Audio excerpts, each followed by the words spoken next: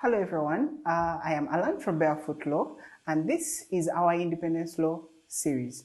We're going to be talking about laws that existed at the time of independence in Uganda and the laws that exist now. Are they the same or have things changed?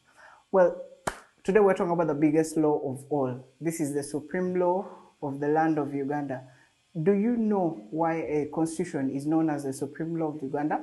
Well, that's what we're going to talk about today. When a nation is born, a republic is born, it must have something to govern it. There is no country that is governed without a constitution in place. So when Uganda, the republic, was born and given independence in 1962, a new law known as the Constitution was also born. It was called the 1962 Constitution. Now, it introduced a lot of things, but most of these things were just a reflection of Uganda as a new nation. It had aspirations, you know, those dreams you have as a country. It had all these things. However, like how all dreams that are not far-fetched, but are not very well thought out at the time, it wasn't a long-lived document. In 1966, only 4 years later, it was quashed. In law, we call that repealing. One day, the MPs went to bed, woke up the next day and found a new constitution was in place. They just found constitutions stuffed into their respective shelves at Parliament. And for this reason, it was called the Pigeonhole Constitution. It did not last that long. It lasted only 1 year and had to be extended.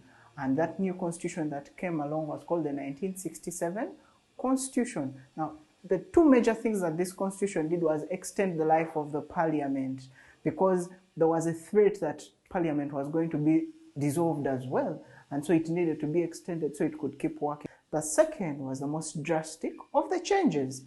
It abolished kingdoms as we know them.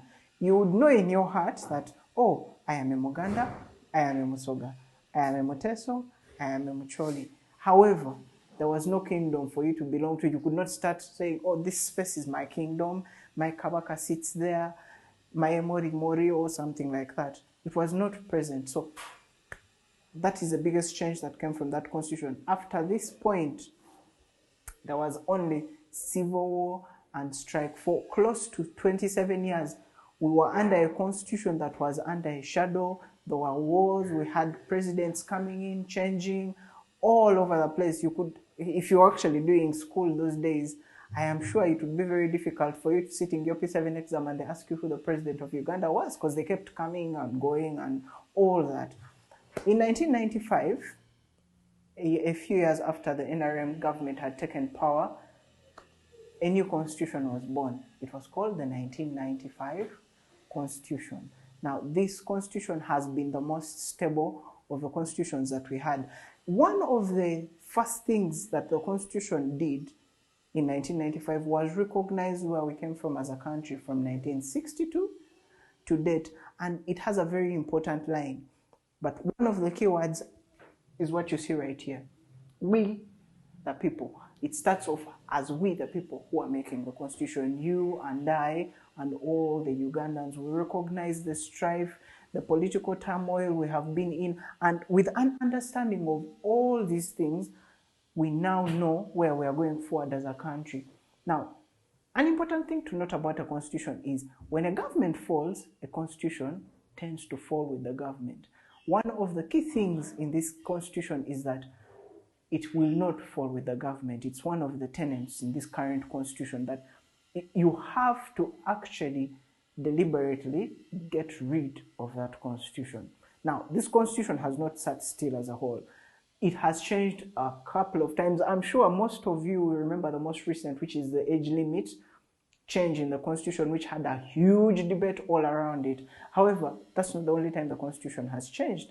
We've had it changing in reflection of a referendum to change from a single party state to having multi-party politics. That's why we have the NRM, we have FDC, we have NUP, we have so many parties, but I've just mentioned a few which I'm sure roll off the tongue for each and every one of us. Now, another of these changes have been in relation to local council courts, bringing them in. So we've had almost 5-6 changes to the current constitution. However, as a whole, we still have it remaining as the 1995 constitution. So when they ask you what constitution we have as Uganda, you say, oh, the 1995 constitution as amended to reflect that it has changes here and there, but remains whole as a document. Well, if you have questions about the constitution and where we've been as a country, our constitutional history, feel free to reach out to us on any of our platforms, and they're listed in the description below. Thank you.